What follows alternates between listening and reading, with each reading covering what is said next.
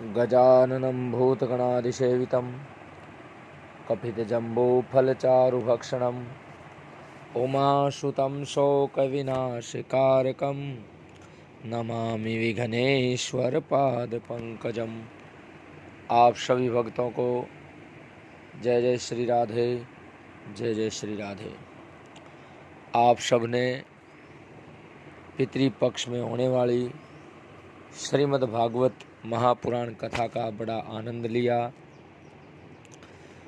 इसी पितृपक्ष के बारे में, इसी आश्विन मास के बारे में कि हर साल हम पितृपक्ष में ही क्यों कथा करवाते हैं, या आश्विन मास का सनातन धर्म में क्या महत्व है, इसके विषय में आज बात करेंगे। विशेष रूपे हम शरद पूर्णिमा के विषय में बात करेंगे। आश्विन मास के कृष्ण पक्ष के जो 15 दिन हैं वो पितृपक्ष के नाम से विख्यात हैं।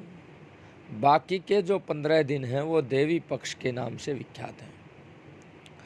पहले 15 दिन श्राद्ध पक्ष रहता है।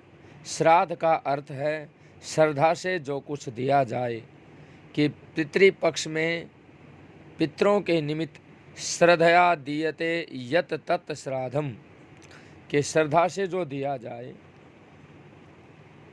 उसी का नाम श्राद्ध है। पितृपक्ष में श्राद्ध का महत्व क्या है? आयुः पुत्रान् यशः स्वर्गम कीर्तिम पुष्टिम बलम श्रियम पशून् सौख्यम धनम धान्यम प्राप्नुयात् पितृपूजनात्। या आयु प्रजा धनम वित्तम स्वर्गम मोक्षम सुखानि च प्रयच्छन्ति तथा राज्यम प्रीता नृणाम पितामह। ये कहा गया है कि पितरों को पिंडदान करने वाला गृहस्थ दीर्घायु, पुत्र पौत्र आदि, यश, स्वर्ग, पुष्टि, बल, लक्ष्मी, पशु, सुख साधन और धन धान्य की प्राप्ति करता है। ये सब पितरों की कृपा से ही उन्हें मिलते हैं। अब इस अमावस्या जो है उसका नाम महालया बताया गया। पितृविसर्जनी अमावस्या, आश्विन कृष्ण पक्ष की जो अमावस्या है उसका नाम पितृविसर्जनी या महालया भी कहा गया है। जो व्यक्ति पितृपक्ष के 15 दिनों तक श्राद्ध तर्पण आदि नहीं करते, वे अमावस्या को भी अपने पितरों के निमित्त श्राद्ध आदि संपन्न कर सकते हैं। जिन पितरों की तिथि याद ना हो उनके निमित्त श्राद्ध तर्पण दान आदि इसी अमावस्या को किया जाता है। अब इसके उपरांत जो शुक्ल पक्ष है, शुक्ल पक्ष की प्रथमा से नवमी तक जो 9 दिन है वो देवी के दिन है। नवरात्र है। नवरात्र मुख्य रूप से 2 तरह के हैं। एक है वासंतिक और एक होता है शारदीय। वासंतिक में विष्णु की उपासना प्रधान रहती है। शारदीय जो है, जो शरद के नवरात्र हैं, उनमें शक्ति की उपासना, देवी की उपासना मुख्य है। दोनों नवरात्र मुख्य और व्यापक हैं। दोनों में दोनों की उपासना उचित है। आस्तिक जनता दोनों की उपासना करती है। इस उपासना में वर्ण जाति का वैशिष्ट्य अपेक्षित नहीं है। अतः सभी वर्ण और जाति के लोग अपने इष्ट देव की उपासना इसमें करते हैं। दुर्गा पूजा करते हैं।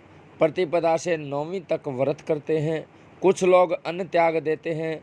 कुछ लोग एक समय भोजन करते हैं।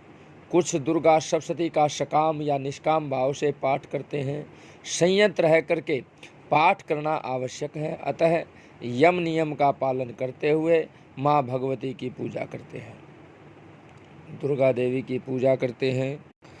नवमी के बाद आश्विन जो शुक्ल दशमी है, जिसे विजयादशमी के रूप में सनातन धर्म में मनाया गया है, दशहरे के स्वरूप में जिसे मनाया गया है, ये इस पर्व के लिए, इस पर्व में अक्षत्रियों का बड़ा पर्व है। इस दिन ब्राह्मण लोग सरस्वती की पूजा करते हैं, स्त्रीय शस्त्र पूजा करते हैं। दुर्गा विसर्जन, अपराजिता पूजन, विजय प्रयाण, शमी का पूजन, नवरात्र पारण इस पर्व के दशहरे के मुख्य कर्म हैं। इस दिन संध्या के समय में नीलकंठ पक्षी का दर्शन शुभ माना जाता है। इस दिन प्रातःकाल देवी का विधिवत पूजन होता है। नवमी विधा, दशमी में विसर्जन और नवरात्र का पारायण भी होता है। इस दिन विधि पूर्वक अपराजिता देवी के साथ जया तथा विजया देवियों के पूजन का भी विधान है। सायंकाल में दशमी पूजन और सीमोल्लंघन का विधान है। भारतवर्ष के कोने कोने में इस त्यौहार के दिन कुछ दिन पूर्व ही रामलीलाएं शुरू हो जाती हैं। सूर्यास्त होते ही रावण, कुंभकर्ण और मेघनाद के पुतले जलाए जाते हैं। इस पर्व को भगवती के नाम पर विजयादशमी कहते हैं। साथ ही इस दिन भगवान श्री रामचंद्र ने रावण का वध किया था, इसलिए भी इस पर्व को विजयादशमी कहा गया। प्राचीन काल में राजा लोग इस दिन अपनी विजय यात्रा आरंभ करते थे। वैश्य अपने बही खातों का पूजन भी इस दिन किया करते हैं। राजस्थान आदि कुछ प्रदेशों की परंपरा के अनुसार इस दिन घरों में गेरू से दशहरा मांड करके जल, रोली और चावल से पूजा की जाती है। पूजन में चावल, मूली, गुबारफली इत्यादि चढ़ाई जाती है और दीप धूप से आरती होती है। दशहरे पर जो गोबर की हांडी रखी जाती है उनमें से एक में तो रुपया, दूसरी में फल, रोली और चावल रख करके दोनों हांडियों को ढक दिया जाता है। दीपक जला करके परिक्रमा करके दंडवत किया जाता है। थोड़ी देर बाद हांडी में से रुपया निकालकर अलमारी में रख लिया जाता है। बही बसने की भी पूजा करने के लिए रोली, चावल आदि चढ़ाया जाता है। बहियों पर नवरात्र का नवयंकुर यानी कि जवारा जो जौ बीजते हैं वो भी चढ़ाया जाता है। ये विजयादशमी का त्यौहार है। उसके उपरांत आश्विन मास का मुख्य जो व्रत है वो है पूर्णिमा को भगवती महालक्ष्मी का कोजागर व्रत। इस दिन बताते हैं कि माता लक्ष्मी रात्रि में ये देखने के लिए घूमती रहती हैं कि कौन जाग रहा है। जो पूर्णिमा को किया जाता है और जो जाग रहा होता है माता लक्ष्मी उसे बहुत धन देती हैं। लक्ष्मी जी के को जागृति कहने के कारण इस व्रत का नाम कोजागर पड़ा है।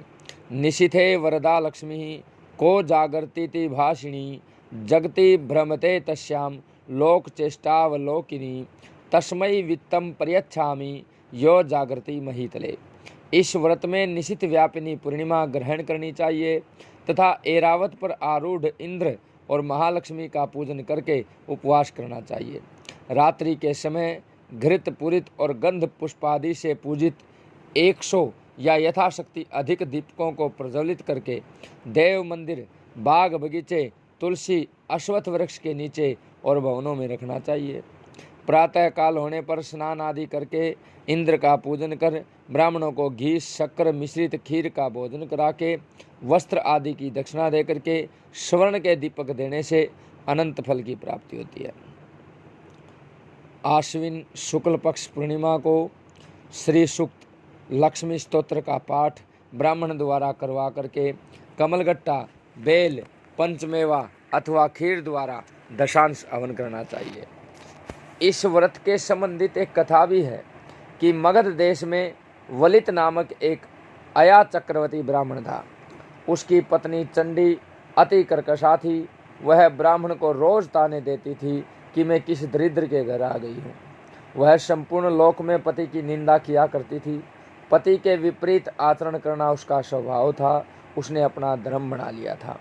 वह पापिनी रोज पति को राजा के यहाँ से चोरी करके धन लाने को उकसाया करती थी। एक बार श्राद्ध के समय उसने पिंडों को उठा करके कुएं में फेंक दिया। इससे अत्यंत दुखित होकर के ब्राह्मण जंगल में चला गया, जहाँ उसे नाग कन्याएं मिली। उस दिन आश्विन मास की पूर्णिमा थी। नाग कन्याओं ने ब्राह्मण को रात्रि जागरण कर लक्ष्मी जी को प्रसन्न करने वाला कोजागर व्रत बताया। कोजागर व्रत के प्रभाव से ब्राह्मण के पास अतुल धन संपत्ति हो गई। भगवती लक्ष्मी की कृपा से उसकी पत्नी चंडी की भी मति निर्मल हो गई और वे दंपति सुखपूर्वक रहने लगे। ये कोजागर व्रत का कथा है, उसका महत्व है। अब शरद पूर्णिमा का दूसरा महत्व भी है। आश्विन मास के शुक्ल पक्ष की जो पूर्णिमा है वो शरद पूर्णिमा कहलाती है। इस व्रत में प्रदोष और निशिथ दोनों में होने वाली पूर्णिमा ली जाती है। यदि पहले दिन निशिथ व्यापिनी और दूसरे दिन प्रदोष व्यापिनी न हो तो पहले दिन व्रत करना चाहिए।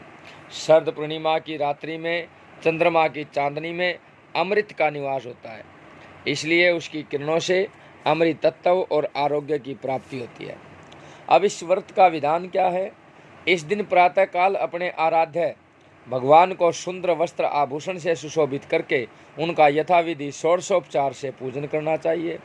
अर्धरात्रि के समय गौदीध दुग्ध से बनी गऊ के दूध से बनी खीर का भगवान को भोग लगाना चाहिए। खीर से भरे पात्र को रात में खुली चांदनी में रख देना चाहिए। इसमें रात्रि के समय चंद्र किरणों के द्वारा अमृत गिरता है। पूर्ण चंद्रमा के मध्य आकाश में स्थित होने पर उनका पूजन कर अर्घ्य प्रदान करना चाहिए। इस दिन कांस्य पात्र में घी भर के सोने सहित ब्राह्मण को दान देने से मनुष्य ओजस्वी होता है। अपराह्न में हाथियों का निराजन, हाथियों का पूजन करने का भी विधान है। भगवान श्री कृष्ण ने इसी तिथि को रासलीला की थी, इसलिए व्रज में इस पर्व को विशेष उत्साह के साथ मनाया जाता है। इसे रासोत्सव और कौमुदी महोत्सव भी कहा गया है।